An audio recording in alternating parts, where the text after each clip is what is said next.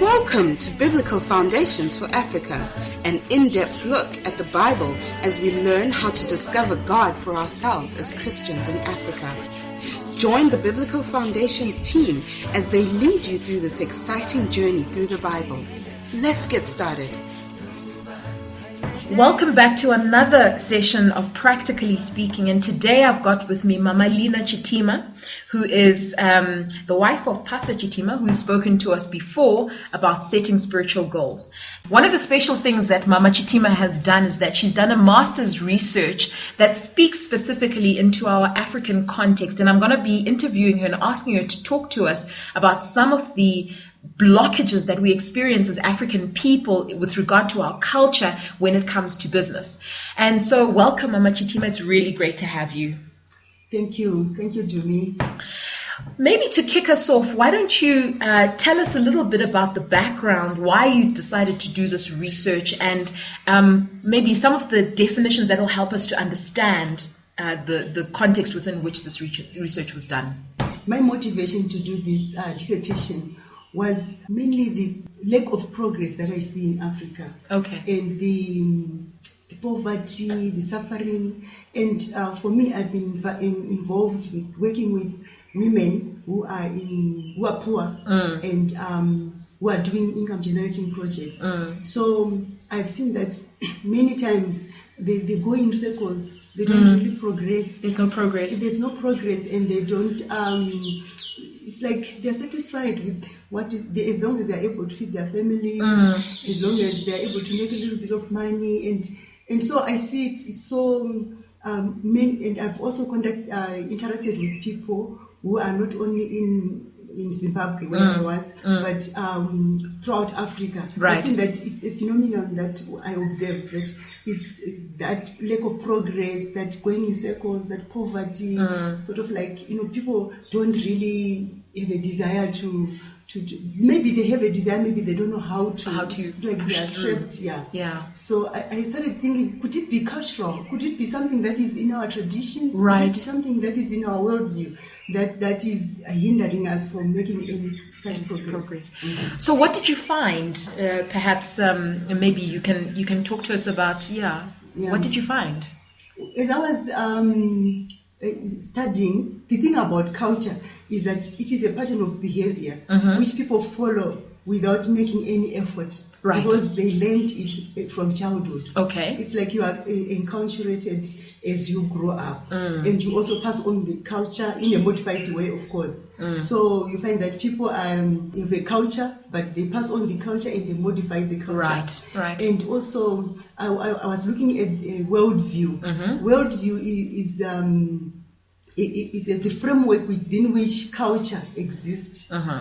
So you find that the culture that I was studying, which is the Shona culture, falls within the traditional worldview. Right. And the traditional worldview is found mainly in Africa and Asia. Okay. It is the worldview that mainly unites the social, the material, and the spiritual aspect of life. Right. So much so that the unseen world and the natural world is real to the African people. Yes. Okay. And so the spirit world rules the natural world. So everything that they do is ruled by the spiritual world. Yes. Okay. And so maintaining harmony between the spiritual world and the natural world is very important. It's a priority, actually. Okay. So you find that in the traditional worldview, maintaining relationships is something that is very key. important. It's key. It's very important. They just do it even without thinking. It's something that is so entrenched in us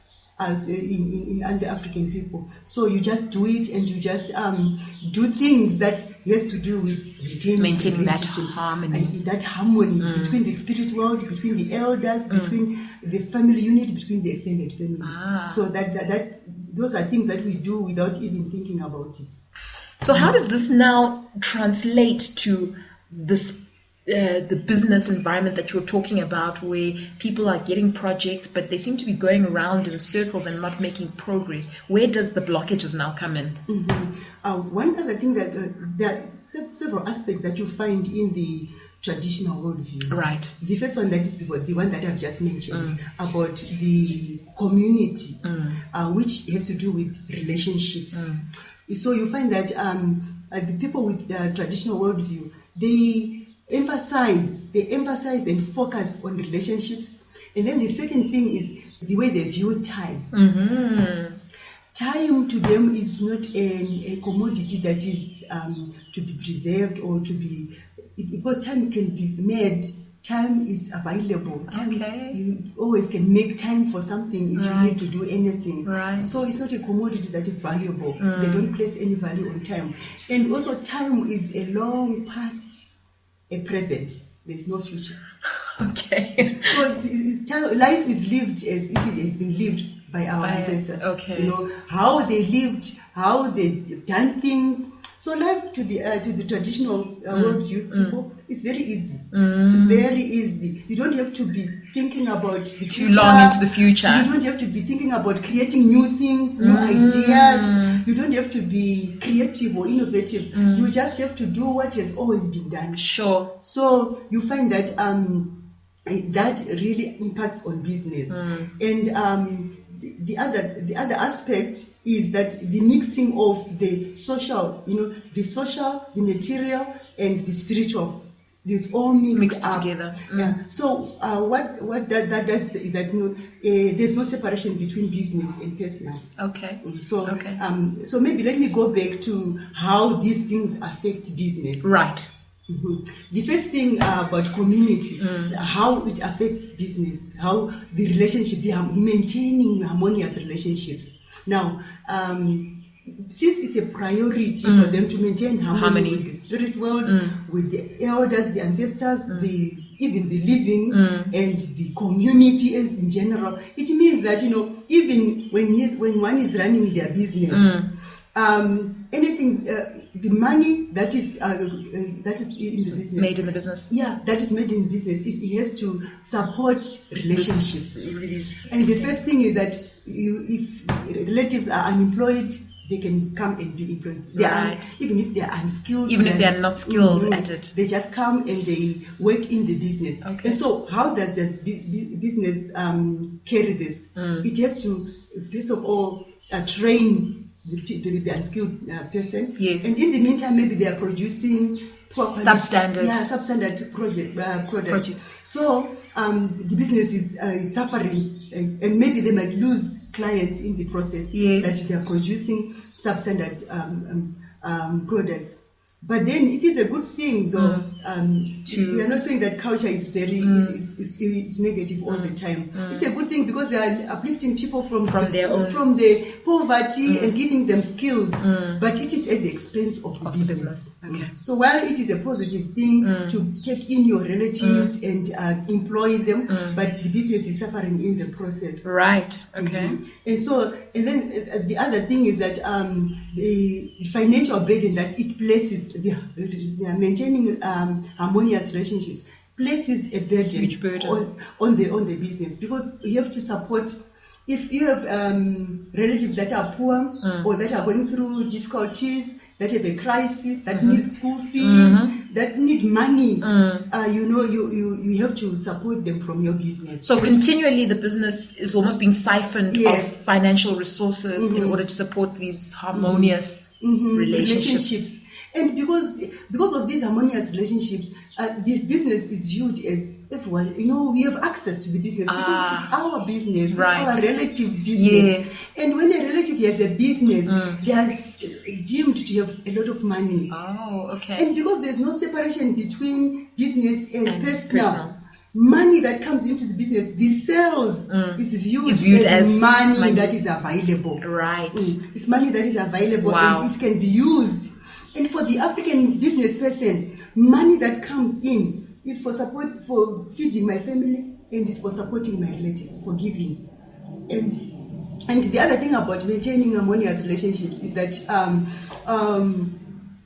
because with the spiritual world, remember, you have to be in harmony with the spiritual world as well. And what goes on there is ceremonies, rituals, funerals. If any funeral has to, it is linked to the spirit world. So you have to participate in anything that goes on there.